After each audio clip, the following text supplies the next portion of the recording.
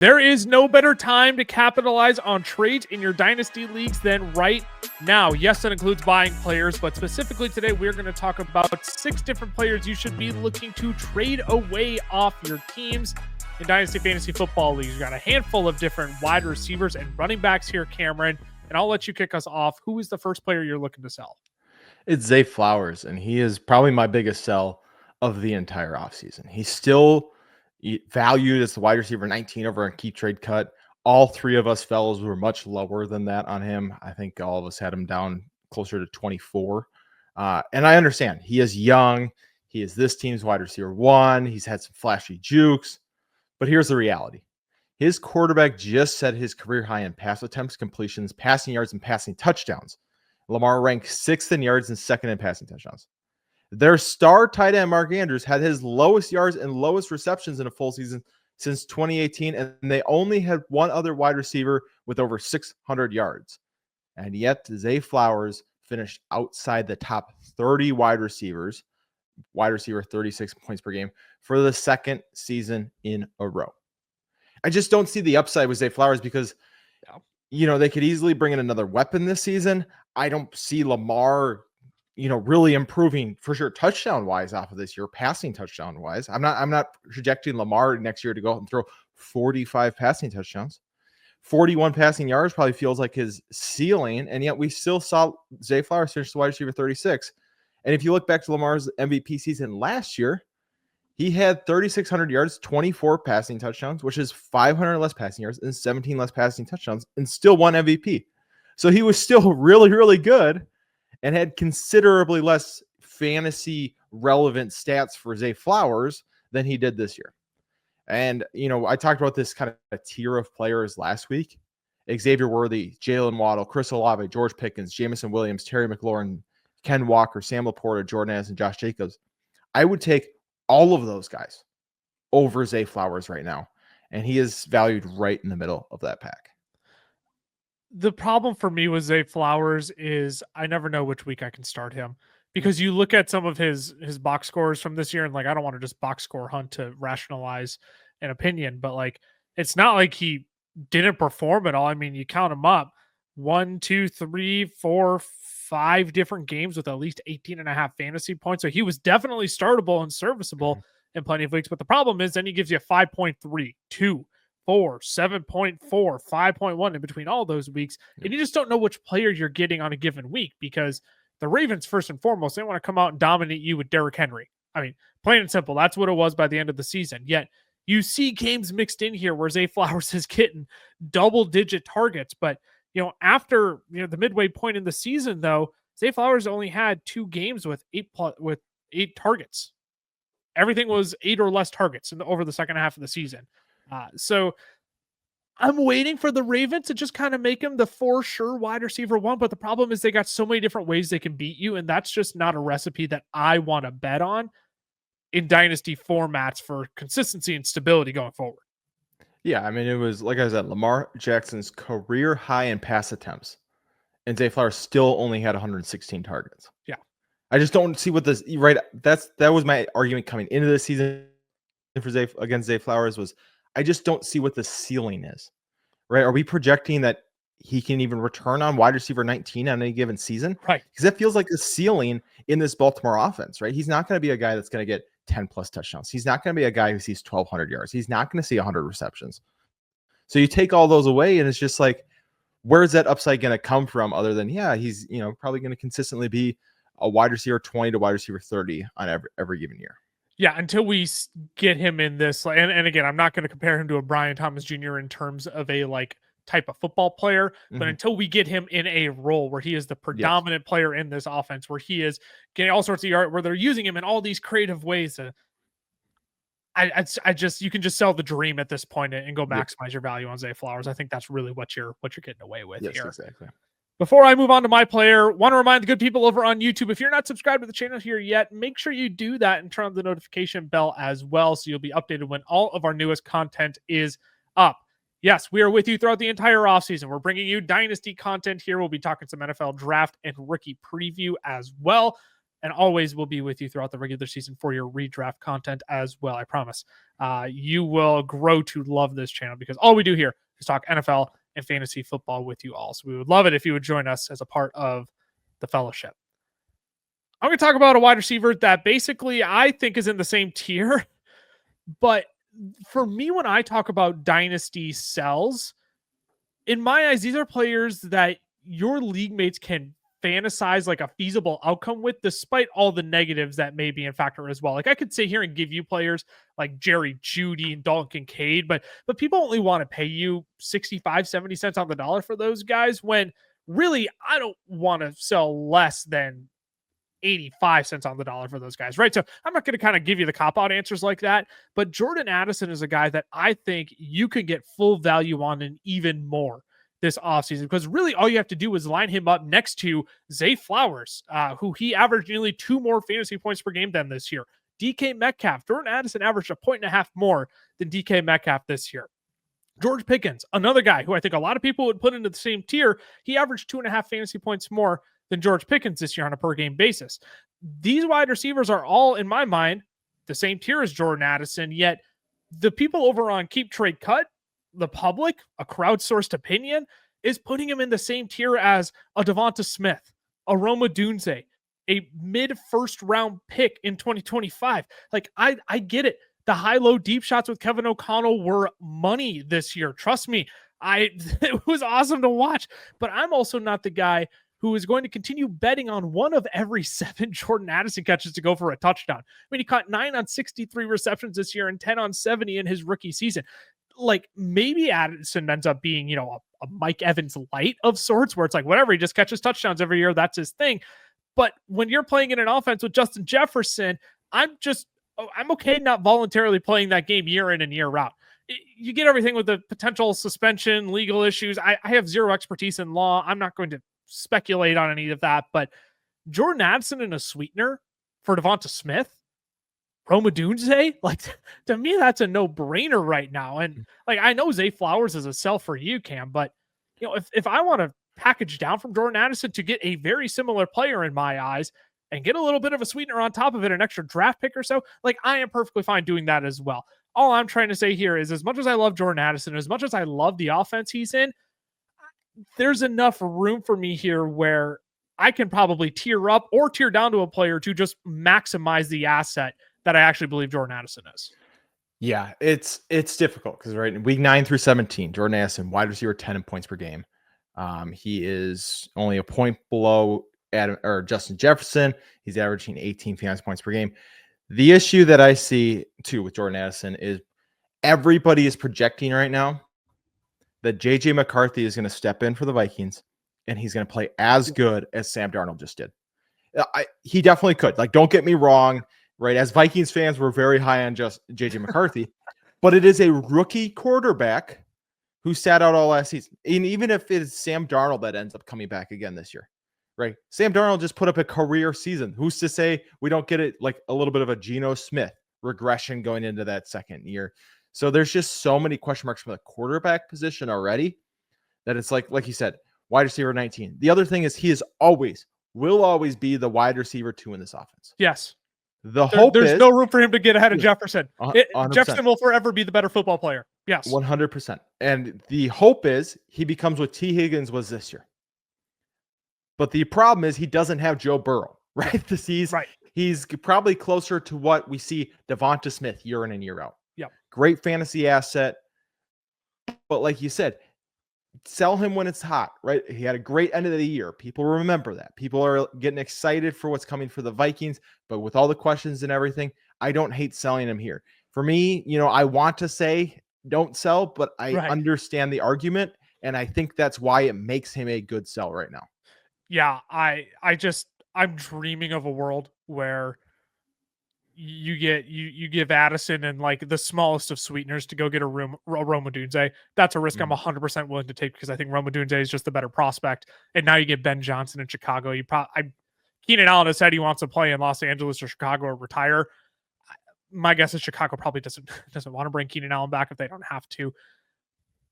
That's just a trade that I'm willing to make 10 times out of 10. And it's not that I don't like Jordan Addison, the player. I'm taking a statistical bet on one of every 7 catches to not go for a touchdown every single year. And just recognizing the other players in the same area where people are valuing them, where I can just take advantage and get other assets that can help me out in other ways for my team. It's all about roster flexibility for me on how you can maximize the current assets on hand. And just when I look at where the public is valuing Jordan Addison, that's one I feel like you can just exploit without a question. Definitely. Let's move on to another sell, Cameron. You can get into your second sell here. Who is it? It's David Montgomery. And I think he's reached that point in his career where it's, you got to get out because we don't know exactly when the cliff comes. But for a guy, especially like David Montgomery, when it comes, it's going to come very quickly. Because I know we're all saying, hey, look at Saquon, look at Derrick Henry. They're proving this age cliff doesn't exist. David Montgomery is not those guys. Right? David Montgomery isn't a special athlete in his prime. Okay. Let me rephrase it. He is a special athlete compared to the rest of us, compared to NFL players, right? He is you and I. Yes. Compared to me, he looks like Superman. Compared to NFL players, he is not what I'd call a special athlete. Compared to like Saquon and Derrick Henry, you watch them play and they're different than everyone else out there. So when he loses that half step, it is a big deal. He's going to be 28 at the beginning of next season. And, there is that plus side. People want to say, well, he's averaged 2 seasons in a row, 14 plus PPR game or PPR points. Even with Gibbs finished as the running back 1 last year, he still did that. They're bringing back most of the same pieces on the same offense. We just saw him get an increase in receptions. But we got to be honest about where he is. He's 28 years old, going to be 28 years old. Gibbs outcarried him 250 to 182. I do recognize Monty missed 3 games. But still, at the very best, it's a 50-50 split. And that was under Ben Johnson. With Ben Johnson gone, with the way that Gibbs is ascending, there is no guarantee next year that you get a 50-50 split. Right. 0, right? You can't bank on that. And we already saw that red zone carries were a 50-50 split this year. So if he's not even getting the red zone carries that you're hoping for, and so he doesn't get the touchdowns next year, then we can really see it start to, come down. So that's why Keep Trade Cut has him as running back 16. I think that's probably the highest he's going to finish for the rest of his career. And with a guy like Monty, you definitely would rather be out a year early than late because he's not going to be a top 12 running back next year. He just won't be with the role that he's in. Even if he does hit, but if he doesn't, it's going to feel really crappy when you got him on your team and you just can't move off him at all. David Montgomery feels like a guy, which is why I hate that we're kind of agreeing on these, but like he's a guy where I feel like you can't lose a trade if you trade him away right now. Because someone is going to look at David Montgomery and say, yeah, you know what? I mean, he's the touchdown. He's the thunder. He's the knuckles, right? To Jahmyr Gibbs, lightning, to his Sonic. This is going to work out. It's going to be just fine. Even though Ben Johnson isn't there, like I'm willing to take a chance on David Montgomery because he's probably better than the other running backs I have on my roster at this point. Because the running back position is a thin position in Dynasty Fantasy Football when it comes to the balance of age versus youth and production, everything of the sorts there. I like this concept. I'm okay being out a year early on David Montgomery because he also won't make you feel it. If you're out a year early on David Montgomery and he finishes as, let's say, the running back 14 next year, you can be out a year early and it's like, cool, all right, I got fine value for the running back 14 next year. But if you decide you want to be out a year early on a Saquon Barkley, and then he gives you a season like this, I mean, for a lot of dynasty managers, they were out 2 years early on Saquon Barkley, and he gives you a season like those are the kind of guys that can really make you feel it, and you really got to maximize your value. But a guy like David Montgomery, I don't know if you can actually, unless you get absolutely swindled and sell him for like 50 cents on the dollar. I don't know if you're actually going to end up losing a trade with David Montgomery, which is why I like him as a sell candidate. Because again, he's not a cop out, a guy who people are going to pay you 90 cents on the dollar for David Montgomery. I don't think anybody's going to try and swindle you for 75 cents on the dollar and tell you it's actually a really good deal for David Montgomery. Yeah. And that's the thing. I mean, Keep Trade Cut right now has him valued about it same as a 2026 first. I think if I get a late first in either of the next 2 years for David Montgomery, I'm extremely happy. Even an early second. Even an early second this year with the amount of running backs who are in that kind of middle tier who are going to be day 2 guys, I would be very happy. I'd be very okay with sending David Montgomery to get him, especially if you're rebuilding.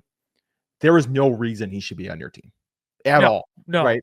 If I can see you're making like the argument in your head of, well, I need the the running back depth because I'm making a title push. right? He's going to Totally. be my running back 3, right? I can understand that. But if you are rebuilding, or even if you're kind of like a middling team, I'm pushing away David Montgomery, because if you're like one of those teams where you're looking, you got like 2 or 3 teams at the top of your dynasty league who are just phenomenal. Yeah. David Montgomery's not the guy who's going to get you over the hump. He's not the guy that's going to push you that extra distance. So move on, sell him to one of those teams who wants that extra depth. Take your high or your late first, early second pick, draft a running back, kind of do the same cycle over again for the next 5 years. Yeah. This is one, again, you'll notice a trend here. The dream is better than the reality. Yep. And I think that's what we're really trying to hammer home here, is that not every dynasty sell candidate has to be a Jerry Jeudy, because that dream just feels unrealistic next year, right? Yep. Like nobody's going to bank on Jerry Jeudy to reproduce what he created in 2024, which my next player I feel like is the same way. I feel like the dream with Tyrone Tracy Jr. is better than the reality. Like, what's to say we aren't looking at Dameon Pierce 2.0? Like, it's an intriguing prospect who smashed our expectations for this year, but he kind of got to work by default on a bad team with no other options, or like not competitive options, maybe is the better way to put it. Because Devin Singletary, now he might be in cut consideration this offseason. His contract's interesting because he's a $6 million dead cap hit this year if you cut him, versus he's only 1.25 next year if they wait until next offseason. But then this creates 2 lines of thinking, right? If Devin Singletary is cut, the backfield is Tyrone Tracy's completely. And in my opinion, that provides just a deeper sense of false hope that you can take advantage of. But if Devin Singletary is back, then it's just further justification that Tyrone Tracy is still overvalued as the running back 17 on Keep Trade Cut. Because when we look at Tyrone Tracy, he is a fine NFL football player, but he just doesn't excel in anything outside of the receiving game as a former wide receiver. 40th in fantasy points per opportunity this last year. He only had 26 red zone touches and only 35% of the team's carries inside of the 5. And I'll just spare you the EPA metrics because they're absolutely dreadful, but that honestly shouldn't be surprising, right? Because when you look at a team like the New York Giants, who may be struggling through next year with a rookie quarterback and no support for the run game, they're not going to be in scoring position often. They're not going to be able to run the ball effectively if they can't throw the ball effectively. So when I look at Tyrone Tracy, this is just a piece you can manipulate in so many other ways to create other opportunities for your team. If you're a contender right now, the public over on Keep Trade Cut, they got Tyrone Tracy ahead of Joe Mixon. I am sorry. I would put so much money on Joe Mixon outperforming Tyrone Tracy in terms of total fantasy points scored next year. If you're rebuilding in non-superflex leagues, like Tyrone Tracy is sitting around the value of a future late first. I will trade Tyrone Tracy for a 2026, 2027 first to anybody in the mid to late first round and projected mid to late first round in those years who would be willing to bite. The TLDR here, I went on a little bit of a ramble here. The TLDR, right? If you fast forward and just skipped over my rambling, we played this game before, and this will likely be the highest Tyrone Tracy's value gets on a bad team like the New York Giants. That's basically all you need to know here. Yeah, it's just, you look at it, weeks 5 through 10, right? He had 3 games over 100 rushing yards. It was kind of exciting. Yeah. You also look at it, one of those games he's playing against Carolina. He did play well against Pittsburgh, but then to finish out the season, last 7 weeks, he never had over 60 rushing yards. Right. And that's kind of what you can expect. The Giants are not going to be a great team next year. They aren't. They're not going to switch it around in one season. They're not going to turn it around. So your ceiling that you're looking for with Tyrone Tracy just isn't that great. And am I right in remembering? Yeah, he's already 25, almost 26 years old as a rookie running back. He was older coming out. Yeah. Yeah. So it's like, you're just not looking at, much of a upside with Tyrone Tracy, where it's like, same with David Montgomery. You're just not going to lose a trade. He's not going to go out there and be the running back 8 next year for the next 3 seasons. That's just not in the realm of possibilities. So for me, I agree. Go get that first, because you can get a 22, 23-year-old running back who hopefully lands in a better situation, because it can't be much worse than the Giants, who's probably going to find himself in the same situation as Tyrone Tracy. And then hopefully, you see someone with a little bit higher upside. And then 2 years down the road, you just kind of do the same thing if he turns out to be the next Tyrone Tracy. So good players on good teams. It's just the easiest way to win fantasy football. The easiest way to manipulate these dynasty trades is taking advantage of players who are probably good NFL players, but are just in bad situations that the public is driving up based on youth, perception, tread on the tires, etc. So yeah, Tyrone Tracy is just like the epitome. When I saw he was a running back 17 in the public's eyes, I'm like, Easy. Yep. Signed, sealed, delivered. Go ahead. Deal Tyrone Tracy. Let's take a quick break, Cameron. We'll be back with our final 2 sell candidates afterwards.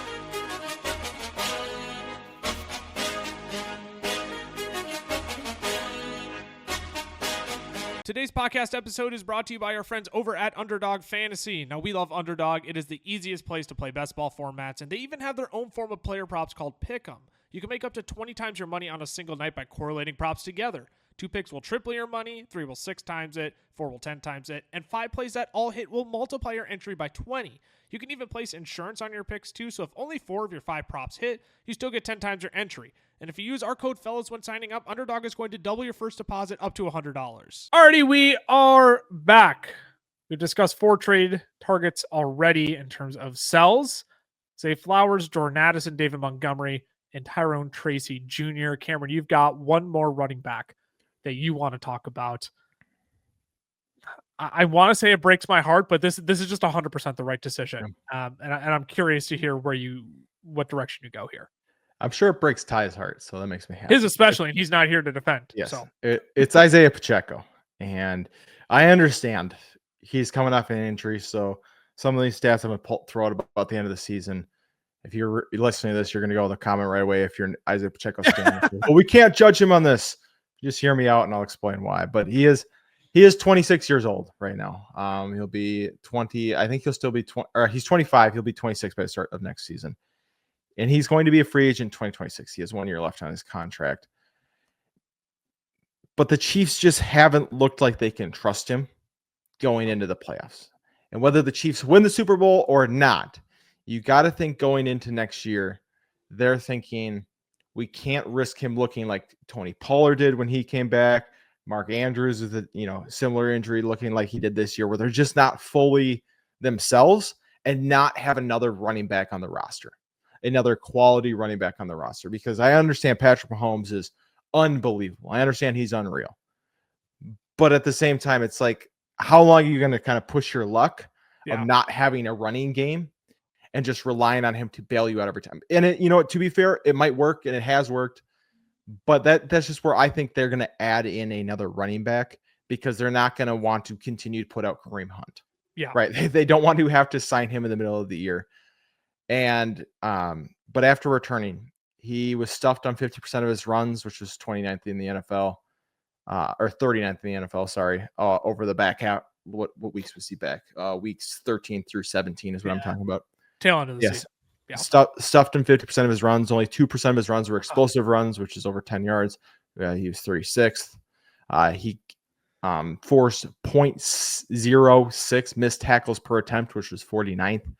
And he only had 1.69 yards after contact, but was 48th out of 52 running backs. All those were.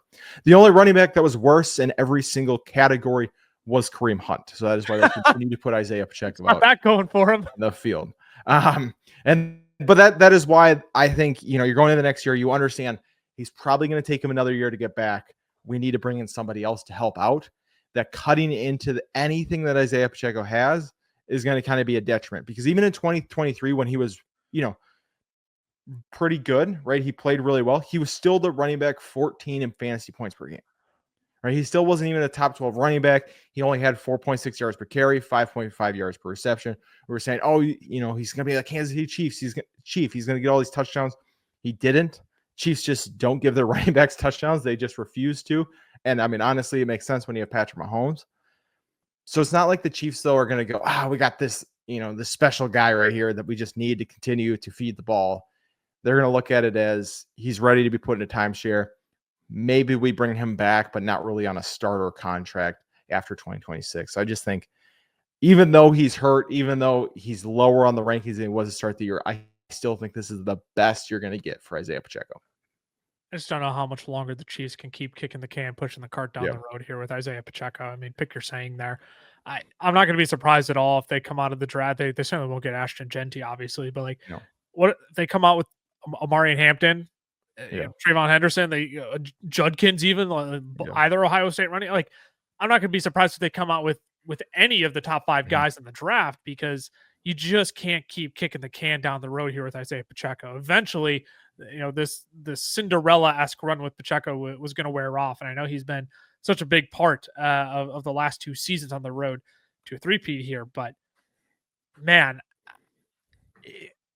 he just doesn't have the same gas, man. No. And I know he's coming back from injury. I know, Yep. but if you're the Chiefs, you have to acknowledge we just can't keep playing this game. Time's going to run out eventually. Even if you do want to play Pacheco and Judkins next year, if you do want to play Pacheco and Trayvon Henderson, Amari, however you want to split up these carries, I don't care. I find it so hard to believe they're not going to take somebody younger in the draft this year and say, you know what, we're just going to fix this now, because Pacheco, honestly, he probably won't be with us by the end of next season. And at that point, then he's probably a sunk cost for your dynasty team. So this isn't even like you might be getting out like a year early here. I also don't think you'll be getting out a year early. I think honestly, you might feel like you're selling for 75 cents on the dollar. I think that might be the best you get for Isiah Pacheco going forward. I think that's where I kind of sit with that. Well, yeah, and I think he's one that you should have some urgency trying to move before the draft, because like you said, if they bring in a guy between rounds 2 and 4, the value just drops that much more. Yeah. Because then people are like, oh, shoot, now I got Travis Etienne from this year, right, on their team. Right. And they're just going to, so I think he's a guy that you deal before the draft, that you just kind of get out on. And you just hope that somebody, like you said, is willing to pay. Maybe you can get a David Montgomery-esque price of a late first somewhere. Early second, I would take this season. I don't think you can either. I would gladly take an early second if I could get that. And so maybe throw in a little sweetener to go get one of those, right? Replace the running back. Maybe you go for a wide receiver, give it to a running back needy team. But yeah, I just don't see it returning even to what it was in 23, and I really don't see it improving off what it was in 2023. No. It absolutely can't improve whatsoever. I think we're only on a downhill trajectory from here, which is just, unfortunate. I'll wrap it up here. I'm not going to talk about a running back. I'm going to talk about a wide receiver. I feel so bad for this wide receiver, man. Because I'll be perfectly honest, similar to Pacheco, I'm just getting out on this player just to get out on him. Chris Olave, there's still plenty of value to be had here based on where the public perceives him. I mean, he's a wide receiver 25 in Dynasty, according to Keep Trade Cut, surrounded by Xavier Worthy, DK Metcalf, Terry McLaurin, Jalen Waddle. Like, if someone wants to swap you disappointments with either DK Metcalf or Jalen Waddle from this past year, I'm perfectly fine doing that and just cutting your losses that way. Because here's the reality. Olave is going to be working with his third offensive coordinator entering his 4th year into the league. That's not a great track record here. And maybe he gets, a Kellen Moore as his head coach, right? But I'm not going to act like that's the wave of the magic wand that just automatically makes him the top, 12 to 15 wide receiver that we desperately want him to be. You also have the concussion history. It may just be one more hit away from being a absolutely completely sunk cost on your dynasty team forever, potentially. I love Chris Olave, the player.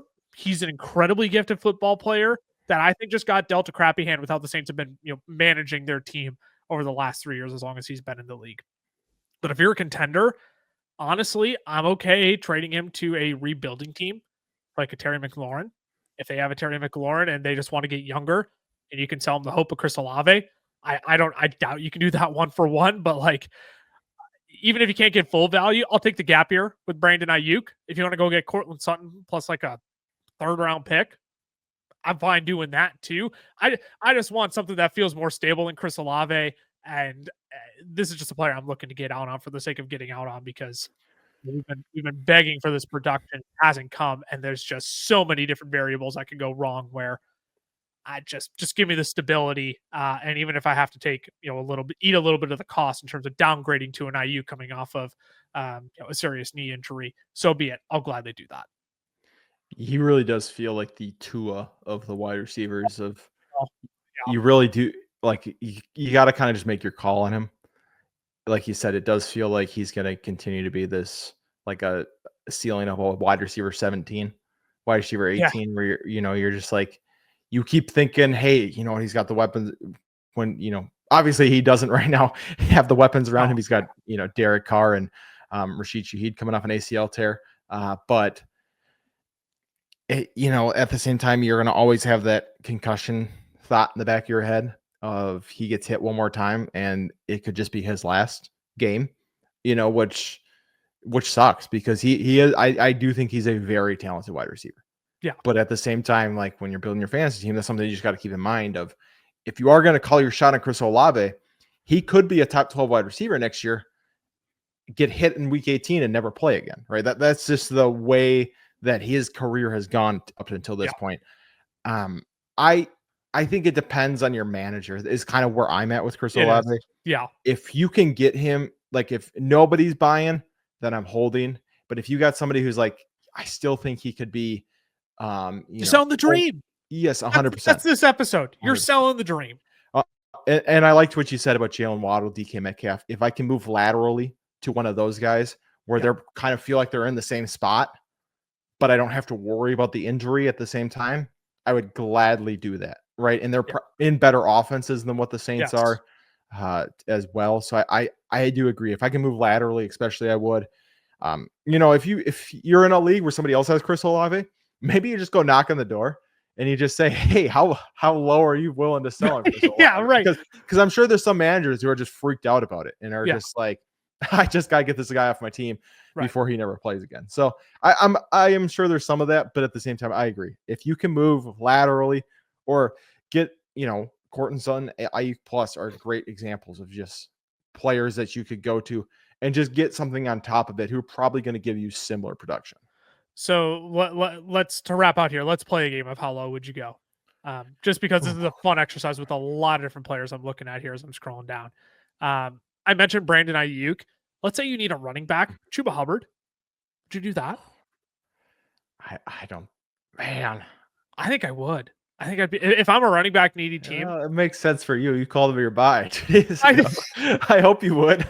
I might need a little bit more than Chuba Hubbard, but again, trying to maximize value on Chris Olave. I don't know if I could for Chuba. I'm so nervous about I don't think I could for Chuba. I don't think I could. So you couldn't do it for Chuba. That's totally fine. Would you do like a Jaden Reed? If I could go Jaden Reed plus, like just soft. It depends. Third round pick. You wouldn't be able the issue is I'm out on Jaden Reed too, so I think I'm gonna. I don't love Jaden Reed either, so I think I'm gonna stick with. But I understand I think that one's really fair because I would consider that one. Yeah, right, and I hope that's as I point these out. You're like, I don't know. It's like that's kind of the point though, because some people are going to be like, yeah, of course, that sounds perfect. Would you go down to Josh Downs? See, he's one that I think it's interesting because we saw the flash from Downs this year. But he's got Anthony Richardson. So it's kind of like, where do you go with it? If I could get the plus, I wouldn't do it straight up, but if I get a little bit on top, I think I'd go Josh Downs.